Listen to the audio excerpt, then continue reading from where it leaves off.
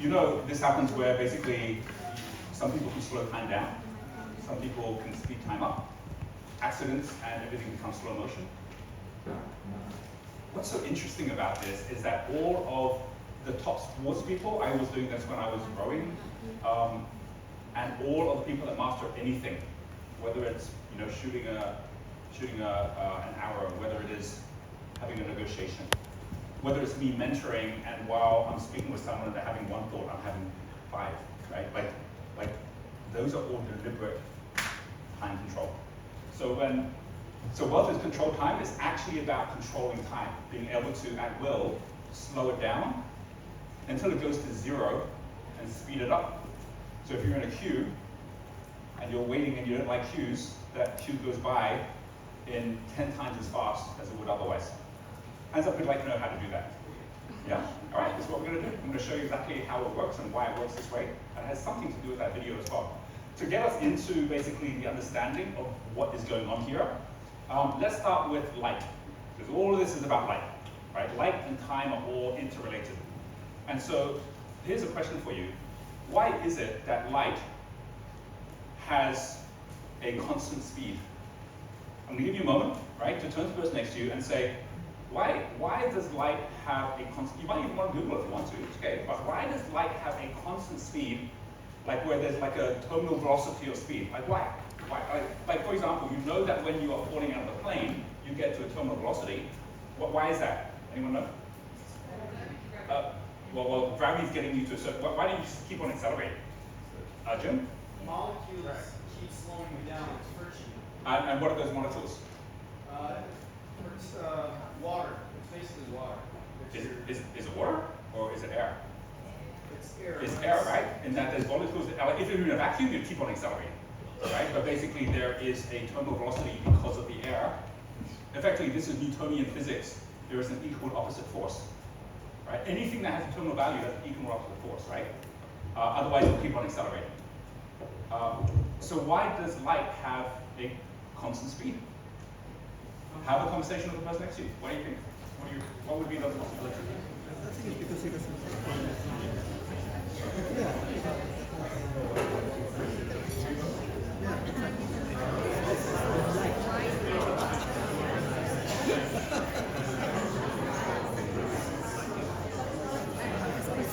Special theory of relativity is based on Einstein's prediction that the speed of light does not change even when the speed of light. What does it air? Although it might be hard to describe the speed of light, Stop the light.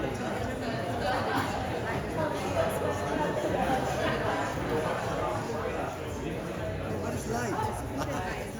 What is what?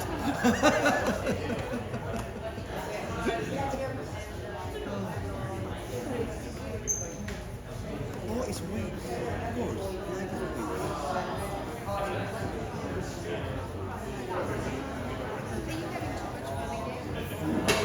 We are discussing. Okay, all right.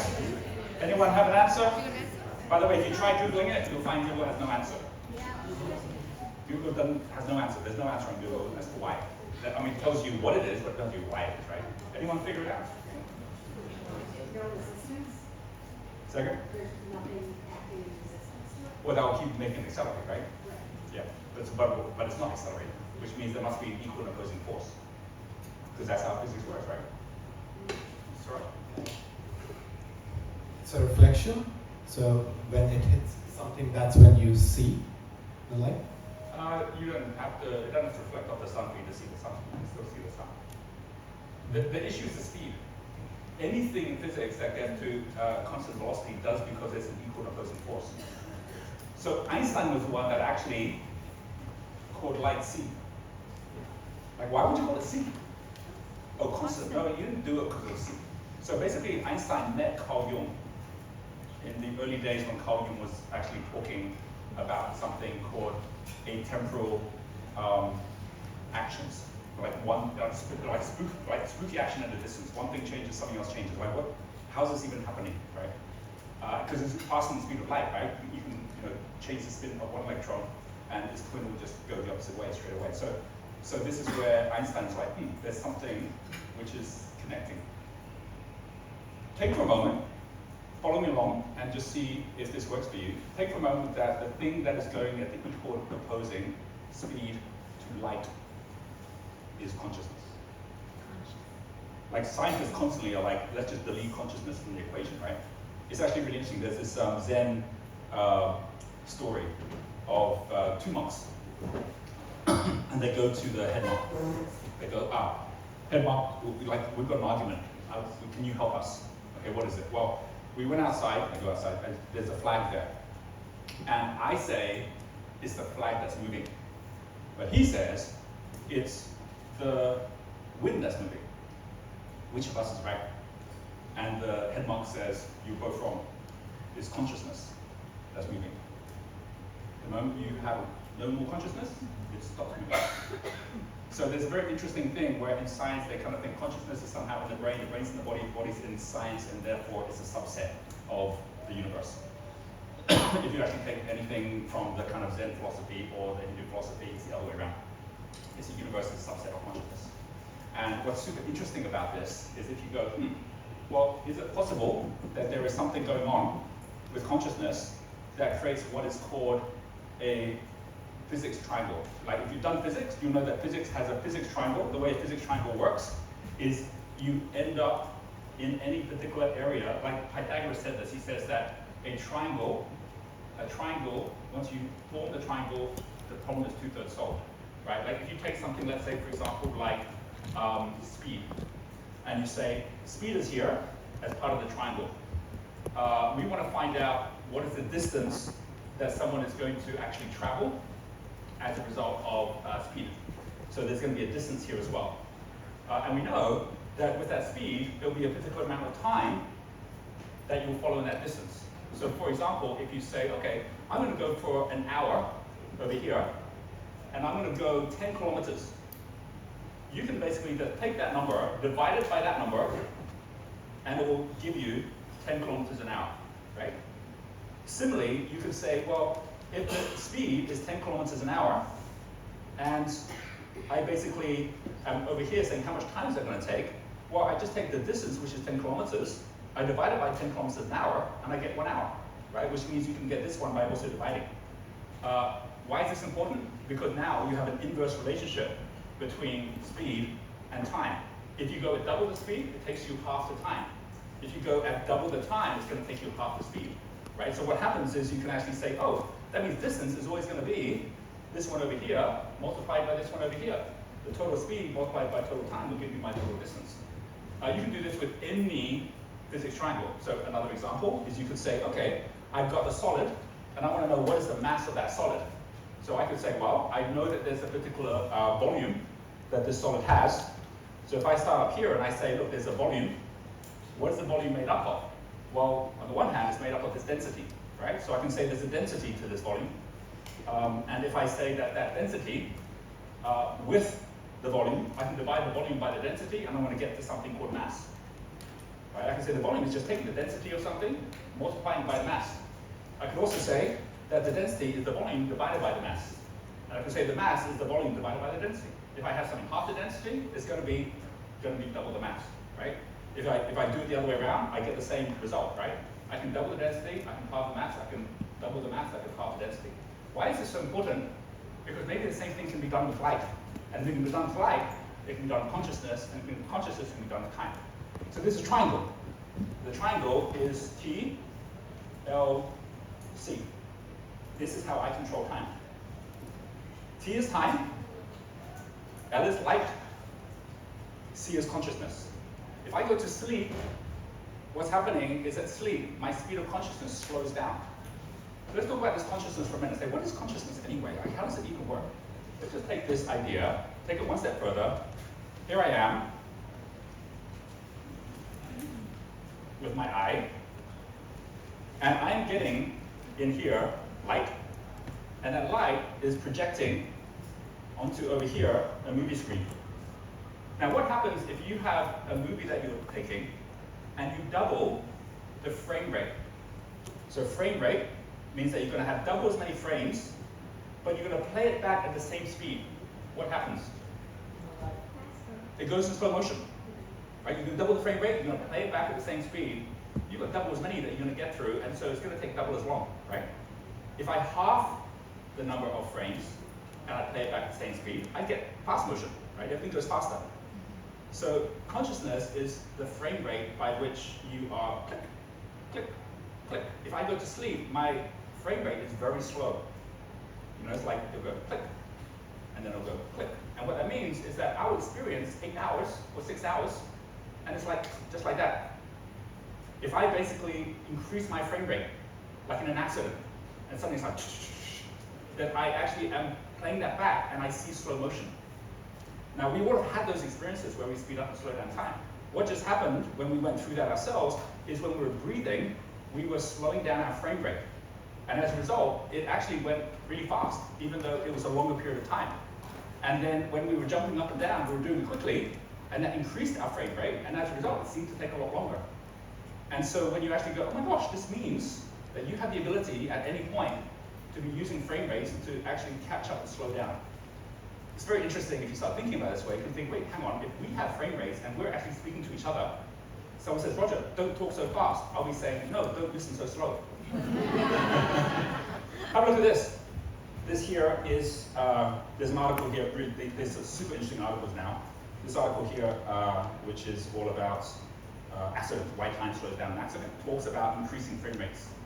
Right? Like in accidents, your adrenaline goes up, your frame rate goes up. Right? So as a result, basically you end up, and this is a scientific study on this. This is interesting. What is human frame rate? Ever wonder why there's 60 seconds in a minute? It's because the human brain has a frame rate of 60 seconds a minute, 60 hertz.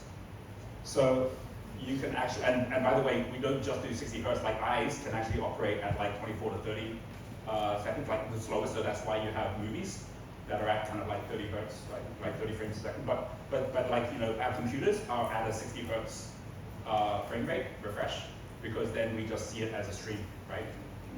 But what's super interesting about this is have a look at this. Small worlds see the world in slow motion. Small animals see the world in slow motion. When you have the actual frame rate of many small animals, like insects, have frame rates which are like 100 to 150 hertz a second.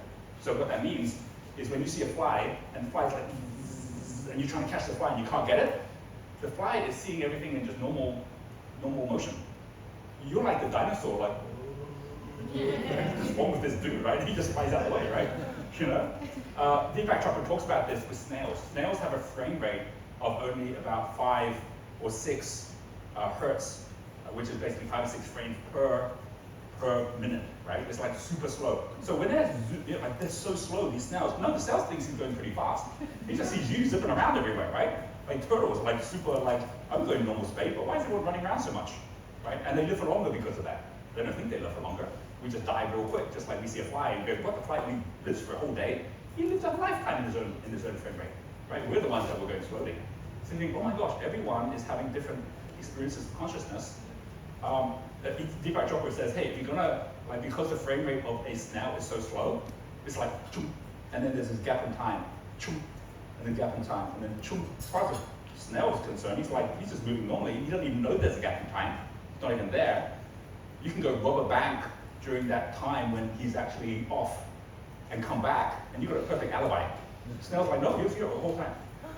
So our ability to actually go and have thoughts and connect with spirit and come back and do a whole bunch of, do our shopping, do all the stuff, while someone else who's got a slower frame rate has no clue that you've actually been somewhere else. Like when I'm mentoring, I'm all over the place. I still remember when we met with Dalai Lama, and it was super interesting. It was this story which I told at Crystal Circle. This happened just before the pandemic, and Eva's met him a couple of times. We went out to see him. I still remember when I met him, he seemed like he was somewhere else. And actually, but he was still there saying hi and this kind of stuff. But then afterwards, we went and saw him in the temple, and he was talking about temporal traveling.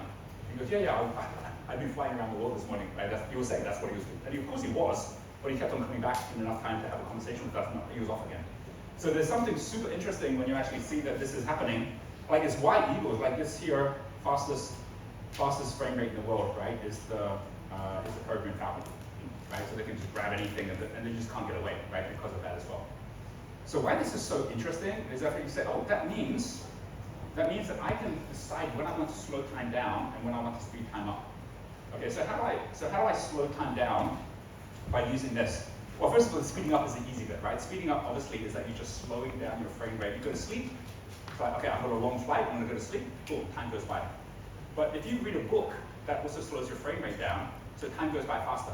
If you're in a queue and you want to read a book, that's what happens. But consciously slowing down your frame rate also works. So for example, if I go running and I'm counting every step, every kilometer seems like a long way. But if I'm counting every fourth breath, then I like when I'm doing I do 100 push-ups in the morning, right? 100 push-ups, if I'm counting 100, this is going to be a long time. But I take a breath every 10 push-ups. I'm only taking 10 breaths. And I just count those 10 and it goes very fast, right? So what I'll do when I'm in a queue, for example, is I'll either read a book or I will change my frame rate by going into a meditative state. And by doing that, then poof, time goes by real quick. I'm not wasting my time by just kind of being bored. But also, the most interesting thing isn't slowing down time, it's speeding up time. Because when you speed up time, sorry, it's not speeding up time, it's slowing down time, which is basically like being in a moment, it's like, oh, this is a critical moment.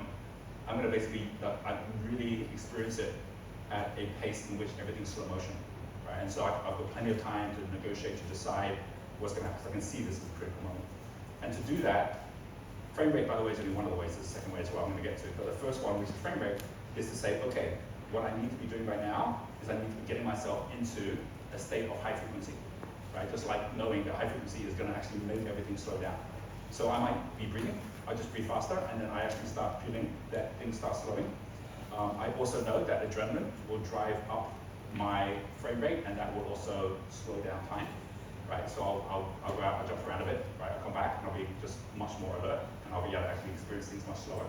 And I know my thought process also, the more I can speed it up, that by having small thoughts, smaller words, it also is going to slow things down as well, right? So then I can feel an experience where everything's slow, right? And what I'm doing is I'm just changing the frame rate on the playback speed. So what happens is when your time, the speed of time, you want that to slow down, you speed up your speed of consciousness, right? Because this is, again, it's like this one goes inverse proportional. If I want to slow this one down, I speed this one up. If I want to speed this one up, I slow this one down. What do you think happens when your consciousness goes down to zero? Zero frame rate. That's called when you're dead. Time disappears. There's no more time, right? Similarly, before you're born, you might have noticed you didn't experience any time because time didn't exist. Time is a product of your consciousness. And this also links to light, which I'm going to get to a little later, because the light obviously is the total of time multiplied by the total consciousness, and that gives you light.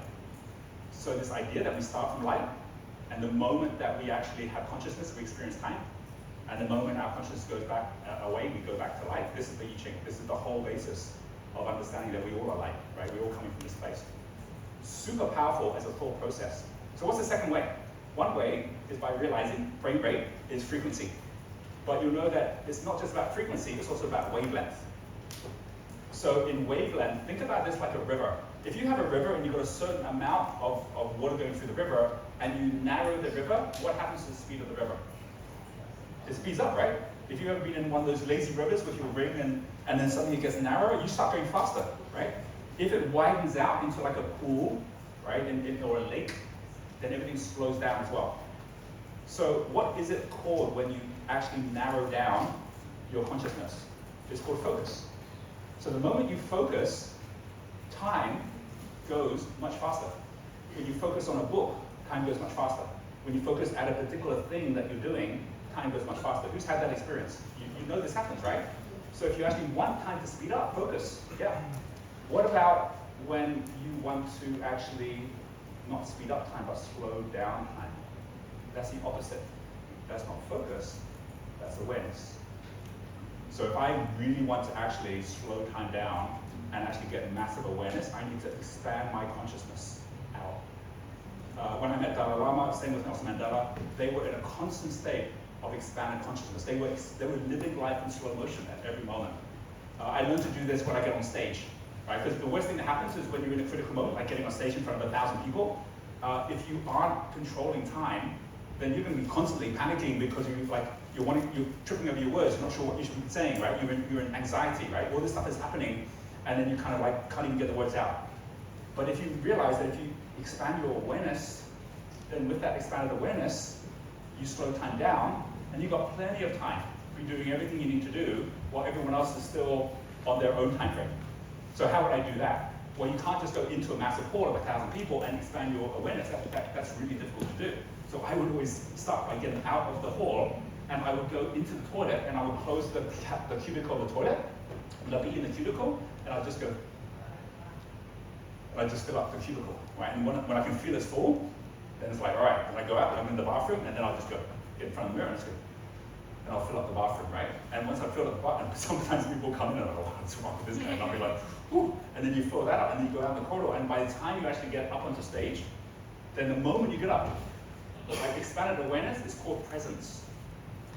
You have this presence, right? You can stand on stage, and everyone just look. Everyone can feel you actually as you walk up onto stage, right? Because your awareness and consciousness is so high, and consciousness connects with everyone else's consciousness, right? So they can feel you, right? Like this is so, like I told you about the story of Nelson Mandela, where I could feel there was something that already was connecting to the frequency, right? And sometimes there is no toilet close by. So I'll go on the lift, I'll go ding up to the 10th floor, and I'll just go into the lift, and I'll just go, and I'll just fill up the lift. And then the doors open, someone comes like, oh, I can feel the energy in there. But that then allows me to slow time down when I actually get onto stage. So your ability to actually speed up and slow down time by realizing this is a real thing. Now, if you don't subscribe to the idea that we're all in a movie, then how can you possibly slow down or speed up the movie? But if you go, oh geez, is that what's actually happening to people who are mastering things? You know, when you get that story, like, I still remember the story of Nelson Piquet. No, sorry, it wasn't Nelson Piquet, it was Ayrton Senna.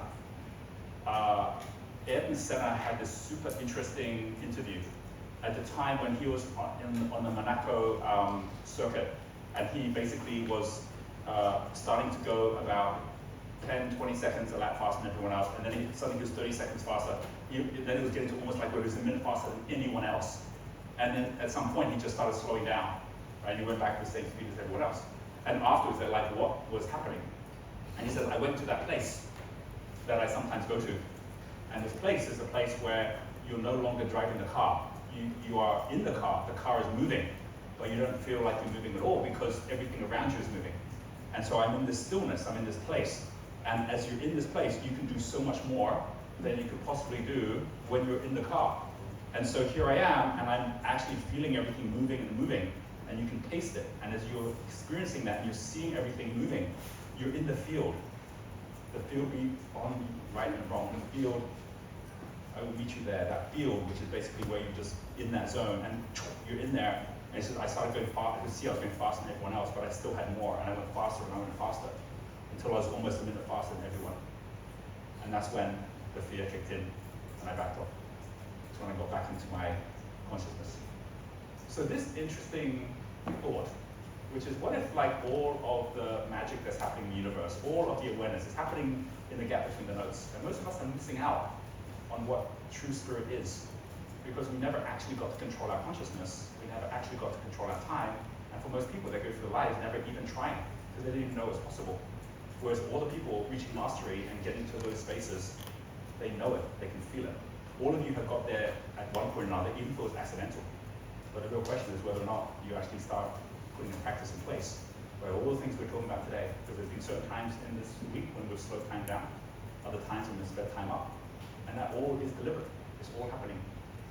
So take a moment and just share with the person next to you from what I just set up here, to what extent did you see yourself using frame rate, faster or slower frame rate, using focus and awareness to be able to actually speed up, slow down time yourself, and to what extent have you already been doing that without even knowing that that's what you were doing?